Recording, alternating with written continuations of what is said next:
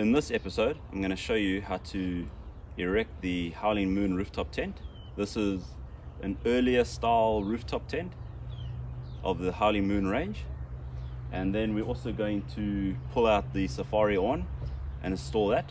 We've just come back from a trip and it was raining every single day, and the last night we were there it was torrential. So we have to pull out the awning, set up the tent and let them dry out. So while we do that, take note, I'm going to be showing you how to do both if you don't own one yet and you're looking at a rooftop tent, especially one that isn't of the modern type with gas struts.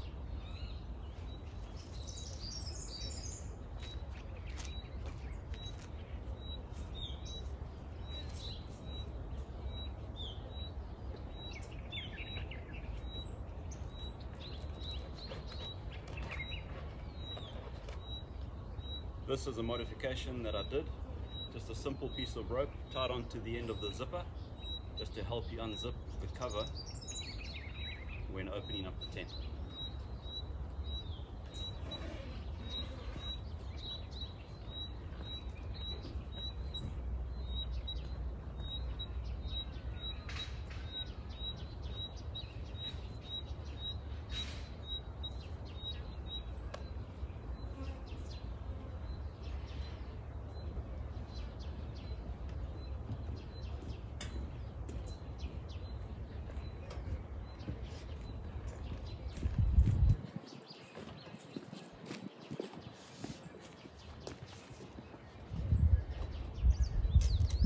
Come this side.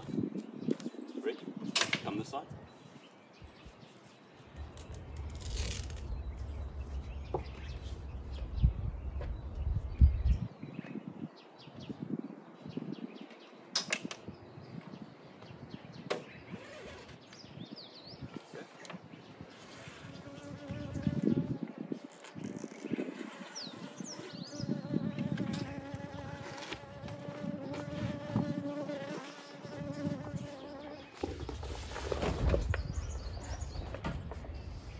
Okay, remember when we open up the tent, you've got to watch that the hinge point over here doesn't crimp the cover.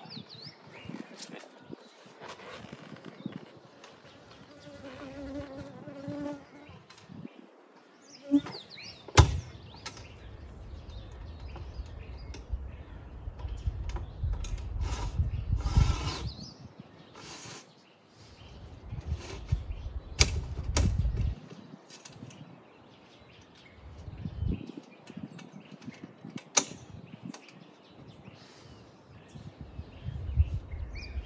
This tagline is also another modification or add-on that you need to do to help you open up the tent.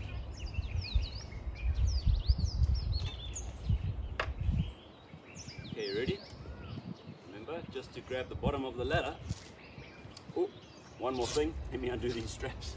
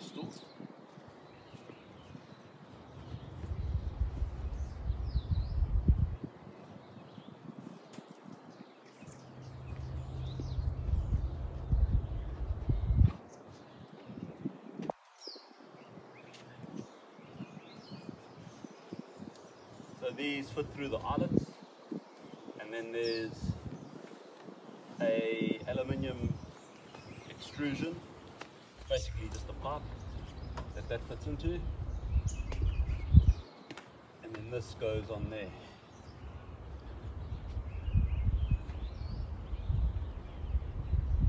Okay, now you can see shortness there.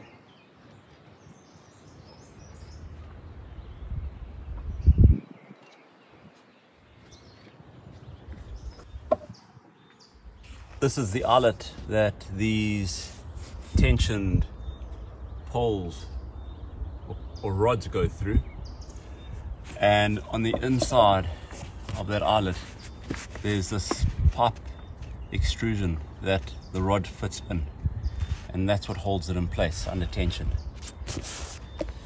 Okay, another point to remember, I mentioned earlier, is when you open these tents up and you take the cover off, before everything's locked down, just ensure that you don't have this happening where the clamshell base at the hinge point doesn't pinch your covers, because you can leave it like that the whole weekend. It's going to affect the cover in due course. So Reg, let's push up there, let's take it out. So what you're doing is you're just pushing up on the ladder and you're pulling this out, and then you're lowering it again. There you have it. Now it's not pinching the cover.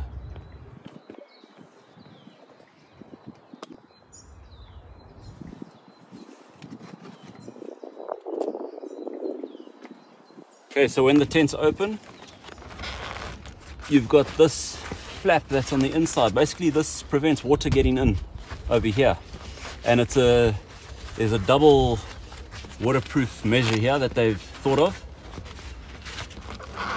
Okay, can you see how this is caught up in this hinge? So what you want to do is just take weight off the hinge, pull this out so it's like a little skirt, and then this flap has Velcro on both sides, and that fastens in place. And trust me, I've done this weekend and no water got in.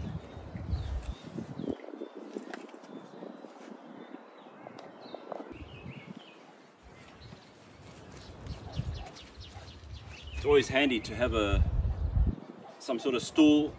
I find maybe a shorter ladder would be better, so that you can get up to this point and hold it out when you're bending the rod. You'll see what I mean. So we're going through the eye to the insert, and now I have a problem. So the way I overcome it, and I don't normally have a stool with me, so I stand on the tire, stand on the side step, hold this out, using that to also hold me up here, and then bend it into place.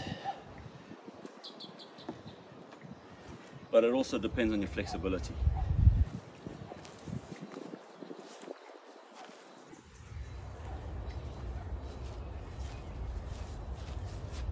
Coming around to the front of the vehicle, you need to understand I set it up like this because I have an awning that comes out over there, and I didn't really want the entrance to my tent to be on the opposite side of the vehicle.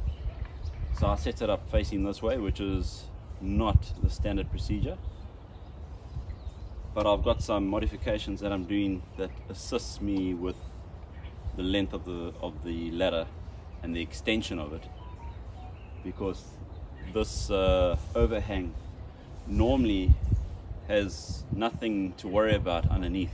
So like I've got an extended bonnet with a bumper, which means this is extended a bit further out. These ladders normally have only one hole drilled into them for the extension, and it's actually where it is, and they've done it there because they don't expect the ladder to be at such an angle. They expect it to be more vertical. But these ladders are strong, and what I did is I drilled a number of holes so that I can adjust the height of the ladder for ground changes, so whether the ground might be a bit low in the front or higher. You'll see what I'm talking about now.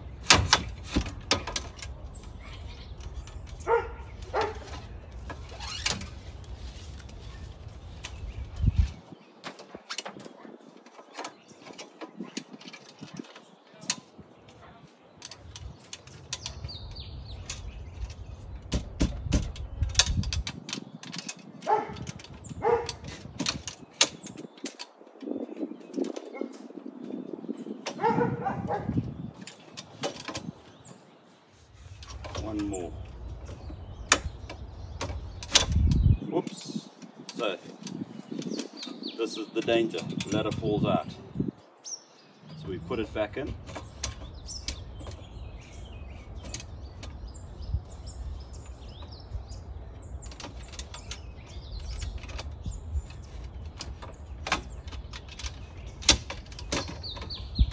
Okay, so we're now on the lowest hole that I've drilled, and as far as I'm concerned, this is still a very strong system.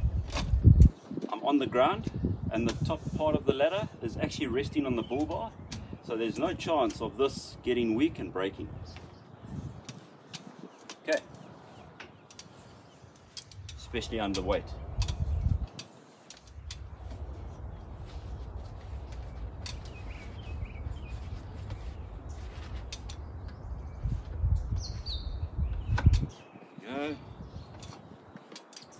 This is the other reason I wanted it over this, because now I can stand on my bumper, I can stand on my fender.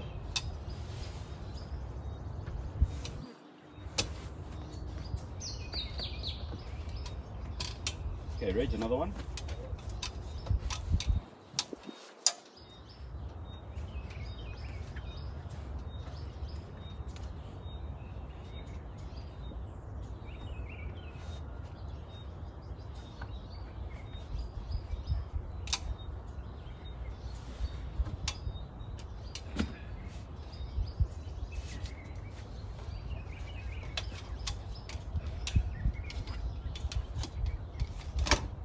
Okay, bring the stool. Thanks.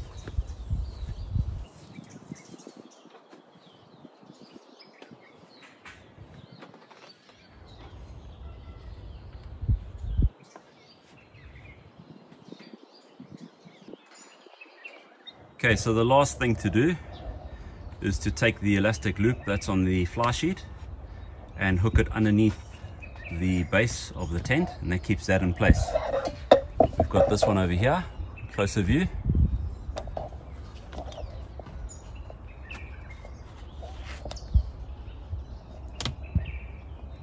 And one more to do.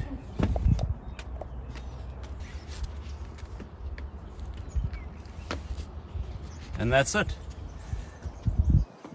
That is the Howling Moon rooftop tent setup, ready to be packed with your sleeping kit and enjoyed. Right, now we're going to move on to the Insta Safari Awning.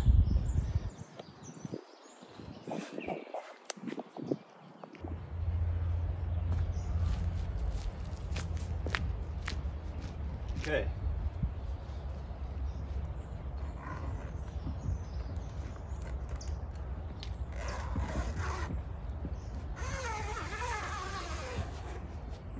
By the way, a very good trick to make zips open and close quite easily is to rub candle wax on them.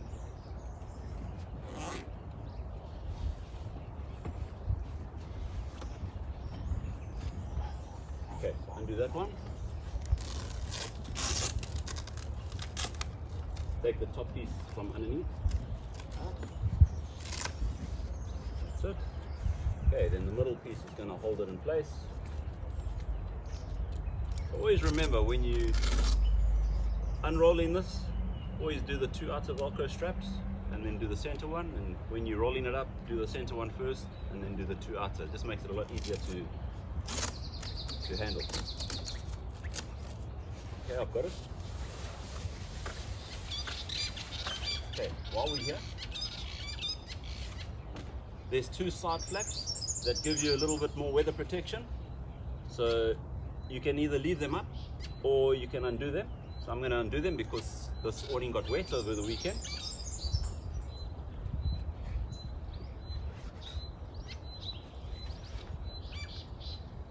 Manage.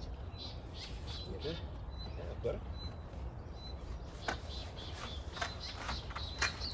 Right, those are the two poles that go towards the Land Rover. Okay, those are the two that we're going to open first. There you go. And they go like that, right?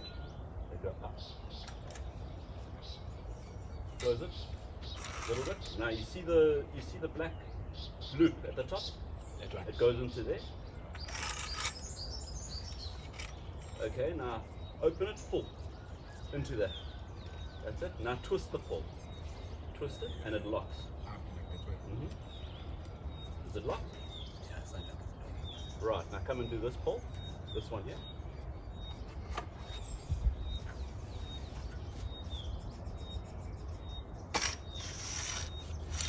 Open it full into that loop, okay, and then twist it. So by opening it full, you're making this tight, okay? And you can always adjust it once you've got the poles down for the legs. Okay, you got it? So you see what I'm doing here? Here's the foot, so you need to open the foot. Like that. Okay, come hold in the middle. Okay, now you set the height. So I'm going to bring it down to there. Lock it in place. Right, move over a bit.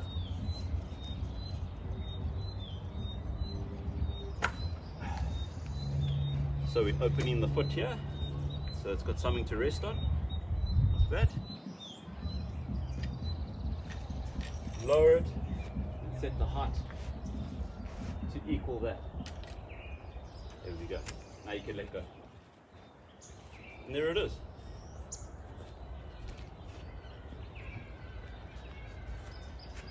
Okay, so what we're going to do is bring down the flaps that got wet.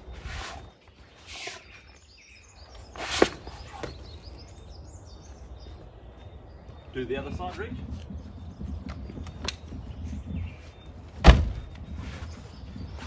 And then you get guidelines that come with it.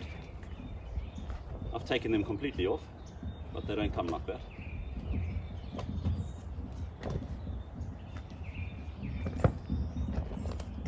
They come looped through here. So have a look here. See this end?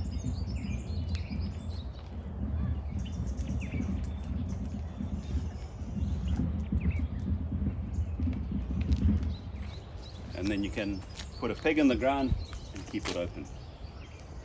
Rich, grab the pegs, please.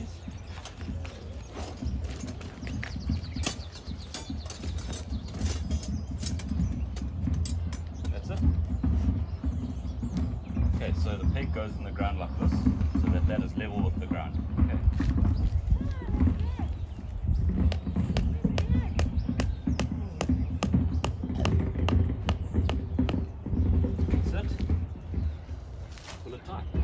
Then we do it for the other three.